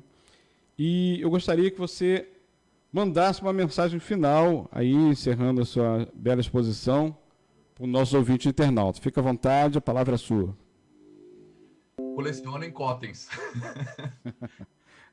Enfim, independentemente do que colecionem, independentemente do que desejem com a filatelia, é importante saber que os selos postais nos abrem um novo mundo.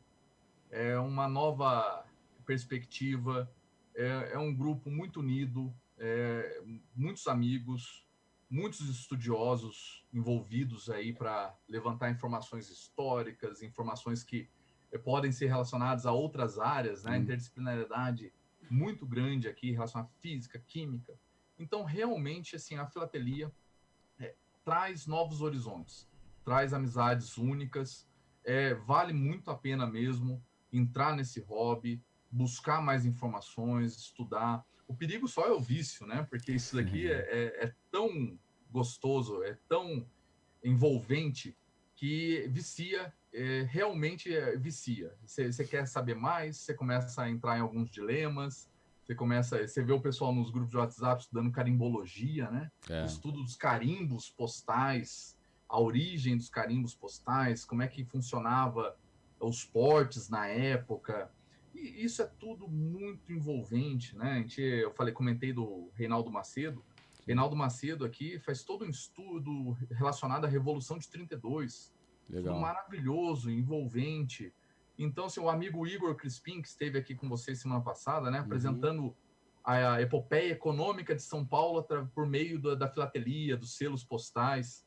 Então, assim, é um hobby muito envolvente, é um hobby que realmente vale a pena ser seguido, vale, independentemente do que você vai colecionar dentro da filatelia, independentemente do que você deseja aí estudar, mas vale muito a pena, é um hobby muito gostoso. E o pessoal eu tenho alguns vídeos no YouTube que são muito vistos em relação à avaliação de coleções herdadas, né? E um recado que eu deixo para esse pessoal que herda a coleção, ao invés de vender, porque muitas vezes o valor econômico não é elevado. Algumas peças realmente têm um valor excessivo, tudo, mas 99,9% aí tem um valor econômico baixo. Mas o valor cultural, histórico, é muito grande. Então, em vez de buscar aí receber alguns reais em troca dos selos que vocês receberam, que herdaram, ganharam, vão atrás do conhecimento cultural, histórico que tem por trás dessas peças. O que vocês vão receber é realmente muito maior do que qualquer dinheiro que vocês receberiam por esse material filatélico aí. E esse é o recado final. Colecionem selos, sejam filatelistas, se tornem filatelistas, não vendam as coleções herdadas. Muito obrigado, Fernando. Fernando Moreira dos Santos acabou de conversar conosco, né, sobre o seu estudo sobre ensaio de Cottens, né, que nos remete aqui a vários outros debates.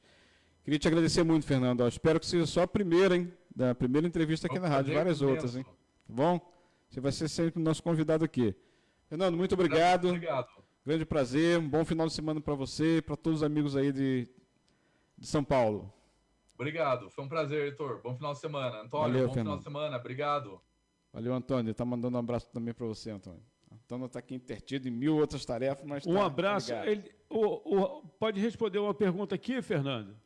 Fala, Antônio. Tem uma pergunta aqui, ó. Tem outra?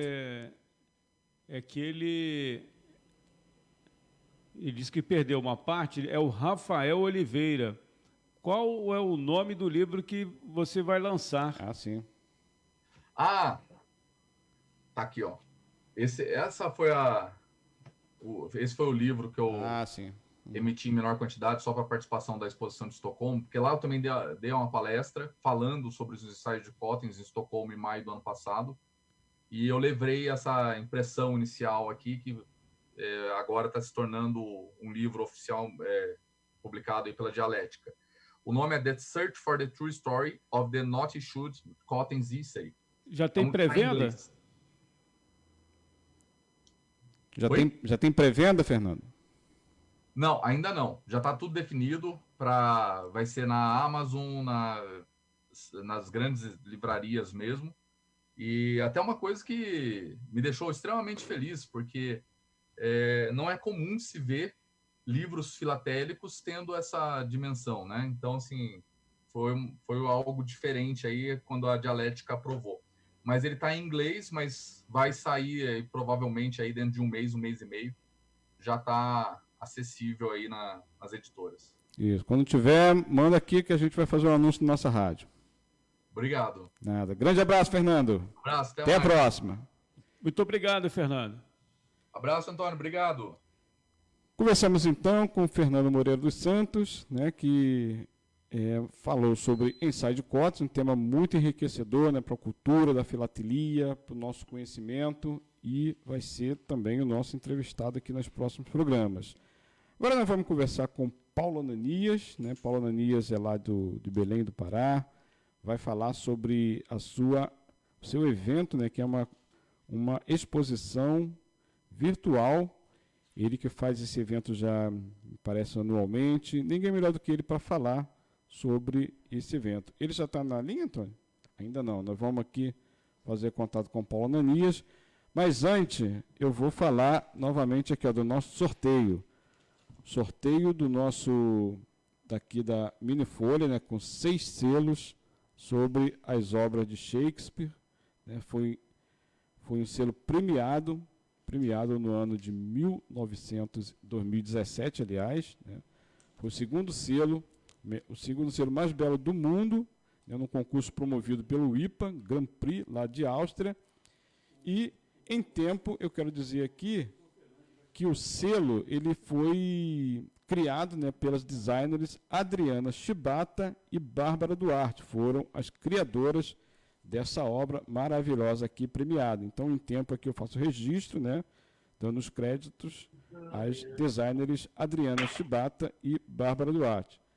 Já está na linha conosco nosso amigo Paulo Ananias, que vai falar sobre a exposição virtual. Paulo Ananias, você já está na escuta? Pois não, Heitor, boa tarde, estou sim. Boa tarde, Paulo. Olha, foi muito obrigado pela sua participação, pela sua audiência. Conta para nós aí, Paulo, como é que é essa exposição? Fica à vontade, a palavra é sua. Tá, obrigado, amigo. Olha, antes de tudo, uma boa tarde a todos que estão nos ouvindo, né? É uma satisfação estar com vocês aí nesse teu programa, viu, Heitor? Legal. Que é dedicado à filatelia e está sendo um bom meio, tá, de divulgação. Legal. Então, essa nossa exposição começou ano passado, que teve a primeira, né? Ah, sim. Então, a ideia de montar essa exposição foi justamente unir os filatelistas para fazer tipo uma confraternização, tá me entendendo? E a internet é um grande meio de divulgação, né? Sim. Você vê aí pelo seu programa a aceitação que está tendo. Uhum. Então, a princípio, foi isso, né? Nós montamos, a primeira foi bem mais simples do que essa que a gente está tentando montar agora e divulgar, e tentar atrair mais filatelistas, tá? Para que seja um meio de divulgação e tornar esse nosso hobby popular, né? Sim. Porque no decorrer do tempo nós perdemos espaço, uhum. Tá? Então a primeira ideia é essa, né? Divulgar, tá? E a gente utilizou a internet justamente por essa visibilidade que ela traz a todos, né? O público em geral, tá?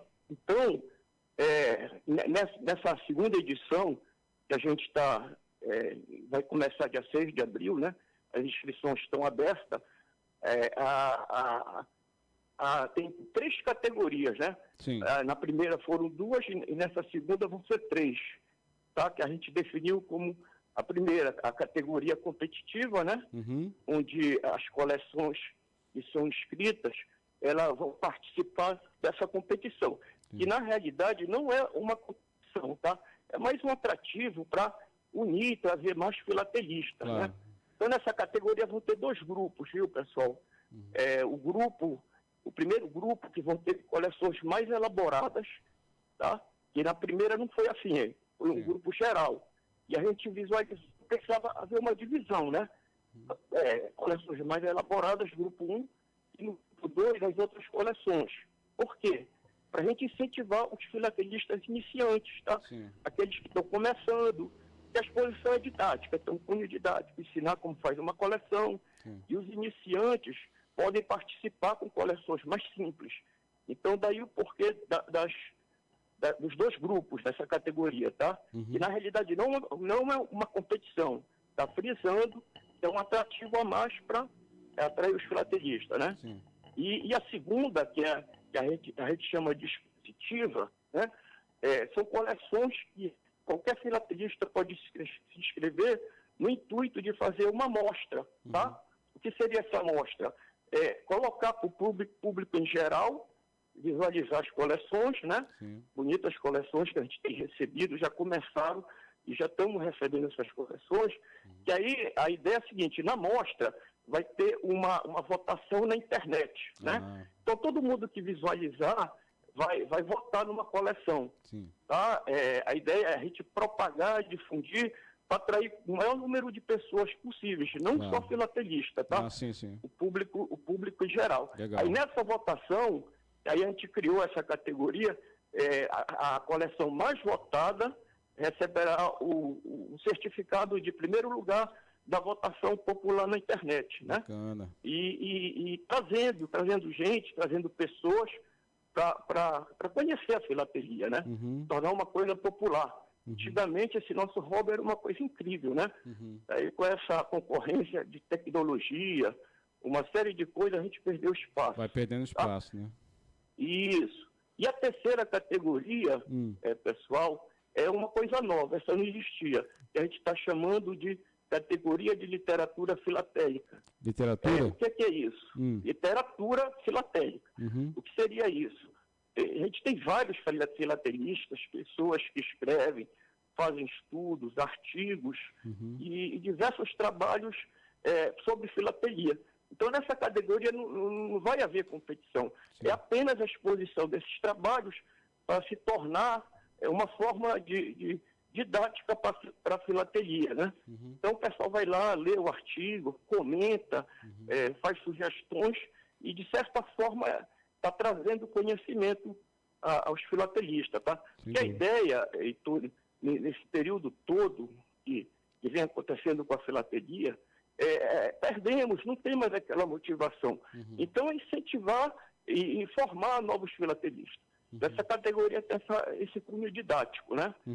E outra coisa, com relação à parte competitiva, eu gostaria de destacar que tem um júri técnico, né?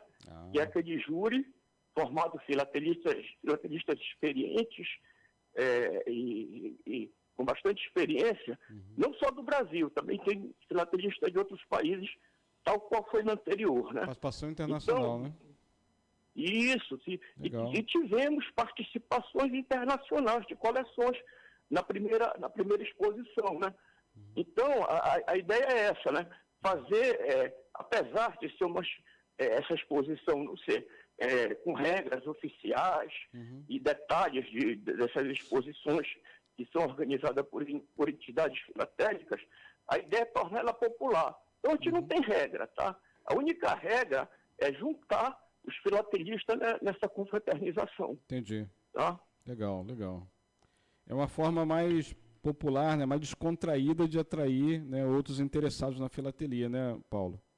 Exatamente. Tá. E destacando que nós temos uma comissão, né, organizadora, tá? Sim. Inclusive aqui agradecendo ao filatelista, o José Baffi, que é o Baffi. presidente do júri, o José Baffi, tá? e o José Paulo Braida, de Juiz de Fora, Minas Gerais. Braida, sim. Ambos já estão na lista aqui dos meus próximos convidados, participar do programa. Né? Vai ser com muito prazer que eu vou convidá-los. Não entendi. Ambos que você citou já estão na minha lista para ser os próximos convidados aqui para participação na rádio.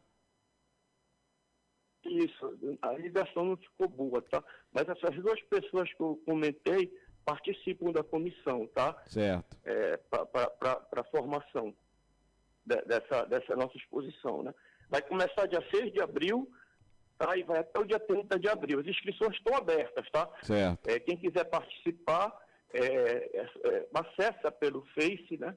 E lá tem todas as diretrizes, para onde caminhar, o que fazer para participar da exposição. E vai até que dia a inscrição?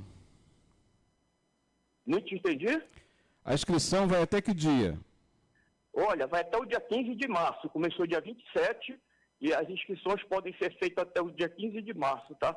Porque a gente precisa de um tempo para organizar as coleções, preparar os arquivos, colocar na mídia e tudo mais, né?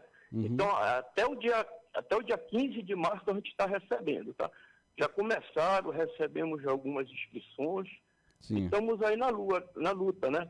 Para tentar promover, né, a filatelia e trazer novos adeptos para esse nosso certame. Nós vamos, nos próximos programas, voltar, né, a repetir aqui a divulgação do evento, que é muito importante, sem sombra de dúvida. Com certeza, Heitor. O que puder, a gente vai estar aqui à disposição para ajudar e incentivar o programa. Tá? É muito bom, está se tornando uma referência, né? Até porque é semanal, aí o pessoal já está entrando aí para ouvir, já sabendo dos assuntos que vão acontecer. Tá? Legal, muito bom. Esses assuntos que foi tratado antes com o Fernando, é um excelente trabalho. Tá? Eu estava acompanhando. Ô Paulo, na edição do ano passado, teve quantos participantes? Olha, foram 26 coleções, tá? Não tenho aqui de lembrança quantas em cada categoria, mas foi meio a meio, tá? Sim. Mais ou menos isso. Tivemos inscrições do Brasil e de outros países, tá? Que legal. E foi bom, houve uma boa divulgação. A internet, deixa eu contar até um pouco da história. A ideia surgiu pelo seguinte: eu tinha uma página pessoal, uma grande maioria, né?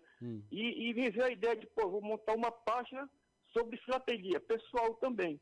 Aí foi divulgando, trocando, fiz muita amizade, que é um meio de você conhecer filatelista no Brasil e no mundo, e veio a ideia de montar uma página em grupo. A gente aprende muito, tá? Nas redes sociais, a gente aprende muito. Aí foi quando veio a ideia, poxa, a gente conversa, troca ideia, fala, aprende, bora reunir esse pessoal. Sim. Aí quando eu digo, a internet é muito bom, né? Um meio de divulgação. Vamos montar uma exposição. Foi quando nós montamos a primeira, ano passado, né? Foi sucesso, né? E foi uma aceitação bem grande. Legal, muito bom. São essas ideias, novas ideias, que vai enriquecendo, né? A gente consegue furar o bloqueio da queda, né, de audiência que teve a filatelia. Muito bom, Paulo Ananias. Tá certo. Paulo, eu posso também participar do evento? Eu não entendi, está muito ruim a ligação para mim aqui, o retorno. Tá ruim a ligação? Tá não, o retorno que está muito baixo aqui para mim. Eu te escuto com eco, mas o que você perguntou? É porque a gente orienta a botar o fone de ouvido, mas você não tinha fone de ouvido, né? Não, infelizmente, quando você me falou de última hora, eu não estava preparado aí para receber bem a sua ligação. Mas você perguntou sobre participação? Eu posso participar? Com certeza, meu amigo. Você não só pode como deve. Ah, legal. Poxa, é um prazer a gente fazer tudo isso, tá? Se não fosse, que nem eu falei, o apoio desses nossos amigos aí, o José Baff e o José Paulo Braida, ficaria difícil, porque a cada... vai aumentando, né, as demandas, as perguntas, você tem que fazer uma avaliação. Então, a nossa equipe aí está se esmerando aí para tentar fazer uma exposição melhor do que ano passado. Ah, legal. E a sua é bem-vinda, tá? Com certeza. E de todos que estão nos ouvindo, né? Legal. A ideia é fortalecer, tá? que à medida que a gente vai fazendo esses trabalhos, e tem diversos filatelistas que falam, tá? Tem vários trabalhos interessantes aí na internet. Tá? Então, isso daí que vai trazendo e formando novos filatelistas. Tá certo? Bom, peraí, tem um recado aqui do jornalista Antônio Figueiredo. Diga, Antônio. É o Roberto Soares. Roberto Soares, parabéns ao Estado de Belém do Pará, pelo seu representante. É o Roberto Soares que manda aqui um parabéns para você.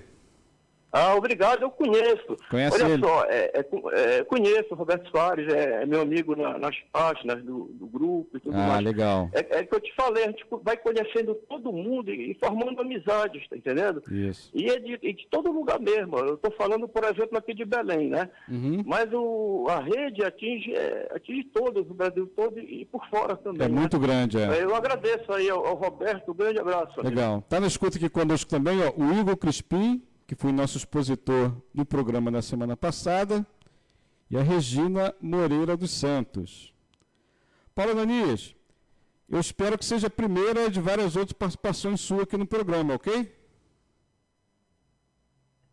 Pois não, Heitor, repete, por favor. Eu espero que seja a primeira de várias outras participações suas aqui no nosso programa. Meu amigo, é um prazer. Você não imagina a satisfação de estar falando com vocês, tá? Legal. E sempre que precisar, estaremos aí contribuindo, tá? Obrigado, Paulo. Como eu falei, esse teu programa está se tornando uma referência para a filatelia brasileira. Eu tenho acompanhado. Excelente. Que bom. Paulo Ananias, a gente está indo para o final do nosso programa, a gente já avançou bastante aqui, mas foi muito bom o debate. Queria que você mandasse uma mensagem final aqui para os nossos ouvintes internautas. Pode ficar à vontade. Não. Obrigado.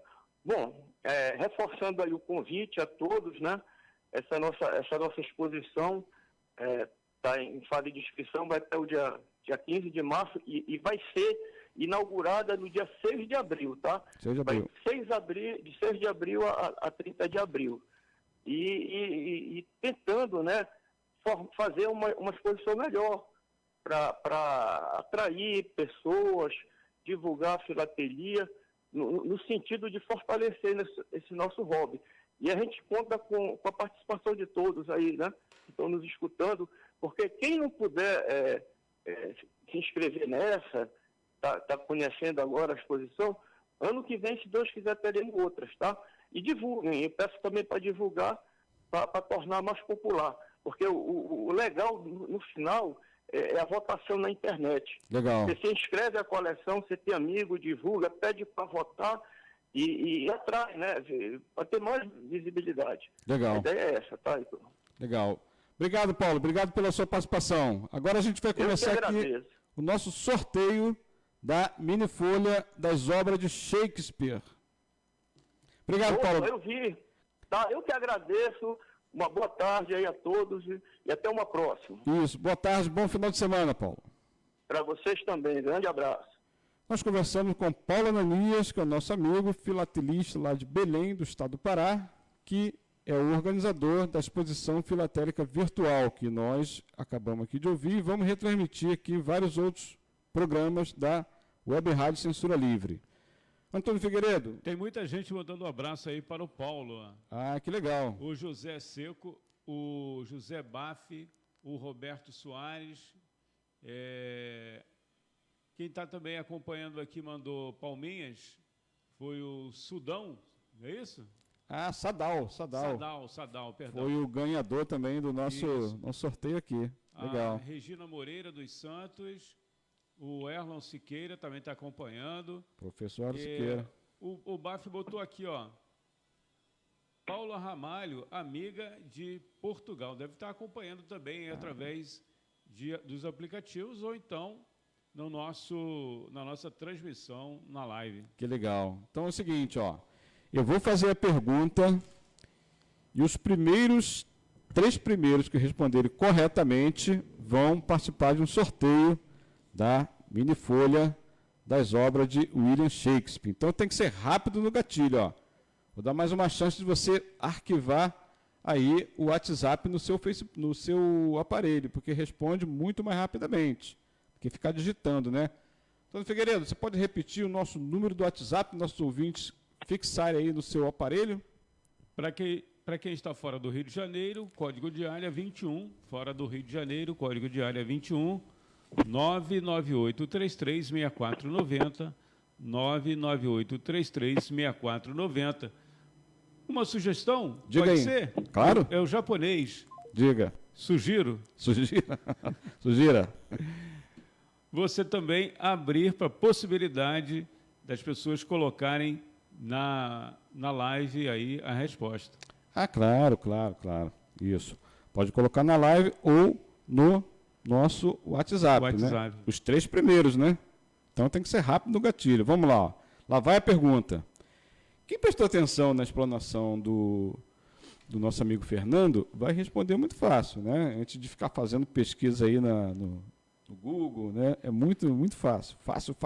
Vamos lá. A pergunta, ela tem 2 variantes, então preste atenção. Ó. Quantos anos durou o Império de Dom Pedro II? Quantos anos durou o Império de Dom Pedro II? E em qual data o Império foi dissolvido? Muito fácil. Os 3 primeiros que responderem vão participar do sorteio. Ó. Quantos anos durou o Império de Dom Pedro II? É só fazer as contas. Em qual data o Império foi dissolvido? Moleza, isso é... Melzinho na chupeta. Mel na chupeta. Em ensino fundamental, responde essa pergunta aí rapidinho. Não é nem pergunta para o Enem, Antônio, é muito fácil. Ó, tem gente respondendo pela transmissão aqui. Já tem? Vamos lá. Pela transmissão, tá valendo? Tem que ser pelo Facebook, pelo WhatsApp. Não tá valendo, então, aqui a resposta do Roberto Soares, né? Você não anotou o WhatsApp, Roberto? Vamos lá, ó. A resposta pelo WhatsApp é muito fácil. Nenhuma resposta veio pelo nosso WhatsApp, Antônio Figueiredo? Ah, não é possível, gente. Olha, já tem aqui a resposta do Luiz Amaral. Vamos lá. Luiz Amaral é nosso concorrente, ele não perde uma. Aqui, ó. Luiz Amaral já tem a resposta? Manda para mim, Antônio. Não, deu pane aqui. Ah, deu pane? Do WhatsApp Deixa eu ver. web. Coisas da tecnologia, vamos lá. Perfeito, Luiz Amaral é fera, já é o primeiro concorrente, a resposta dele está correta, eu não posso falar qual é, né, senão o pessoal vai colar. Mas Então anota aí Luiz Amaral. Já. Correto, aqui é o nosso primeiro concorrente, Luiz Amaral. Ô, Antônio, não vai desperdiçar aqui a sua etiquetazinha não, segura aí, vamos economizar, vamos reciclar. Vamos lá, Luiz Amaral é o primeiro concorrente, respondeu corretamente. Ao final do terceiro eu vou dizer, obviamente, qual é a resposta. Tem gente respondendo já aqui, ó. Tem? Tem. Vamos lá. Quantos anos durou o Império de Dom Pedro II? Em qual data o Império foi dissolvido? Fernando já deu a dica aqui, ó, na exposição dele. Lá, Luiz Amaral é o nosso primeiro concorrente que respondeu corretamente. Olha, Luiz Amaral está aqui. Já respondeu e José Baf. Sadal respondeu? Sadal. Deixa eu ver. Qual é? Os 2 responderam aí. Sadal respondeu, está correto. José Baf... Não, Sadal errou, Sadal. Sadal. Você errou, cara. José Baf respondeu corretamente. Sadal, vai ficar em recuperação, Sadal. Que isso, Sadal. Como diz o outro, presta atenção no serviço. Isso, ó. O Fernando deu a dica aqui, várias dicas. Tem outra resposta aqui, Fernando. Chegou aqui, ó. Confere aí, por favor. Confere será ferido, não é isso? Por enquanto temos 2 concorrentes, José Baf e Luiz Amaral. Responderam corretamente. Tem um novo aqui, ó. Tem outro? Tem um novo aqui. São mais... Esse aqui, deixa eu ver. José Baf e Luiz Amaral. A gente não registrou o nome dele, da participação dele, mas é o... Correto. Coloca o nome na resposta. Rafael Oliveira. Opa, é o nosso companheiro do Pernambucano? Rafael Pernambucano? Rafael de São José do Barreiro. São José Barreiro. São Paulo, legal. Respondeu também. Deixa eu ver se está correto.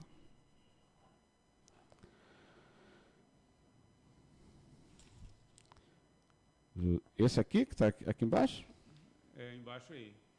Não, o ano não está certo, não.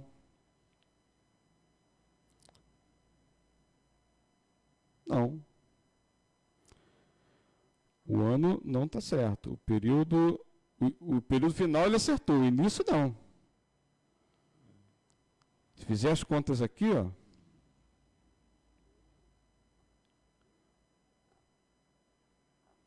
Vamos lá, Antônio. Essa resposta não está correta, ó, pessoal. Presta atenção. Quantos anos durou o Império?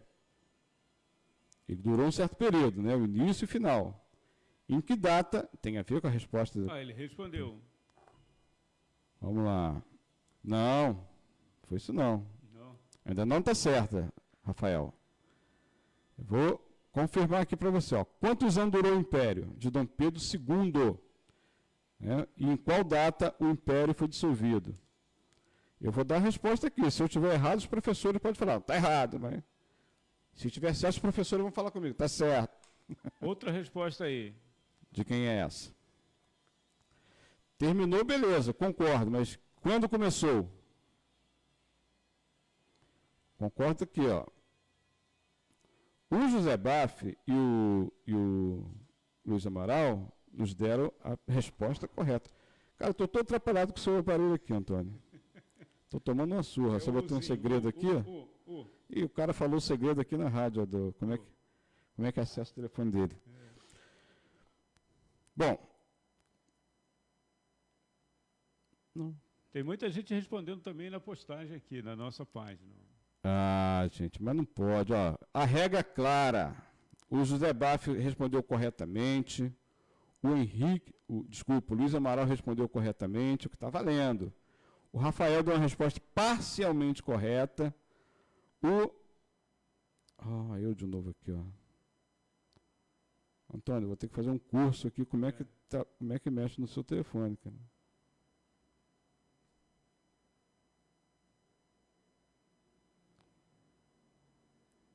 Descobri o segredo aqui do Antônio, ó. Sadal, agora sim, o Sadal respondeu corretamente. Então, tá valendo aqui, ó. Os concorrentes é Sadal Sandro, agora respondeu corretamente e isso, tá correto. Tá correta a resposta do Sadal. Então, o terceiro concorrente é o Sadal Sandro. Conferindo, professores, me corrijam se eu estiver errado. Quantos anos durou o Império de Dom Pedro II? 58 anos. Começou em 1831, terminou em 1889. Correto ou não? Se eu estiver errado, pode me corrigir. Em qual data o Império foi dissolvido? Claro, quando começou a República. Foi em 15 de novembro de 1889. Não foram essa a resposta, Antônio Figueiredo? Do José Baff, do Sadal, por último, e do Luiz Amaral. Com a palavra, os professores de História que podem me confirmar ou não.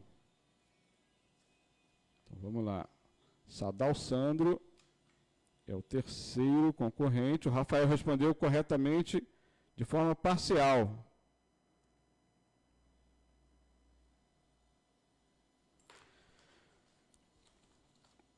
Repetindo, quantos anos durou o Império de Dom Pedro II? 58 anos, de 1831 a 1889. Em qual data o Império foi dissolvido? Em 15 de novembro de 1889.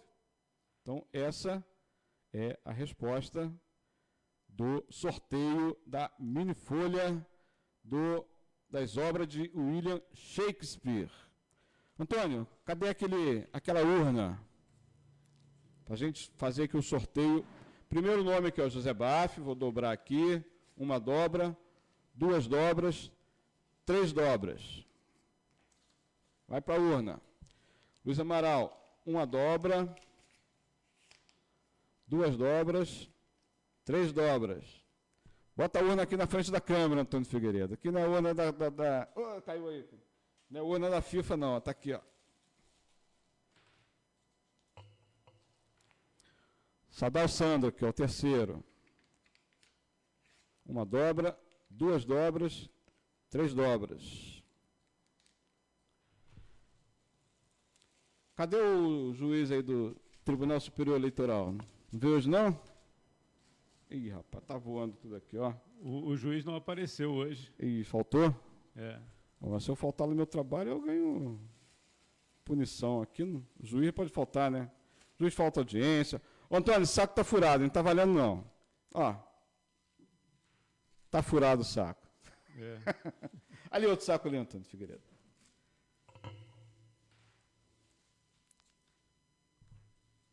Saco furado não vale. Ih, rapaz, tá tudo furado? Como é que a gente vai fazer o sorteio? Aquele saco ali, ó. Lá no final. Aí. Agora vai.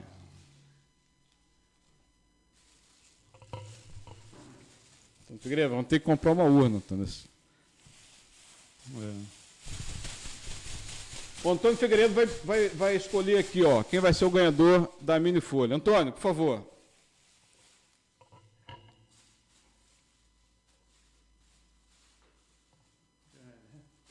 Tá difícil, Antônio? Mostra ali para a câmera, Antônio. Quem é o ganhador? Pra câmera. José Baff.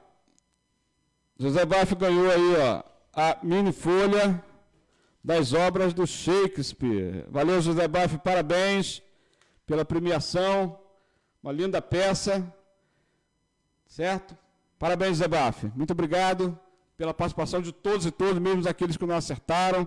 Continue participando, continue prestigiando o programa, continue prestigiando a filatelia. Filatelia Conhecimento, Filatelia História, Filatelia Cultura.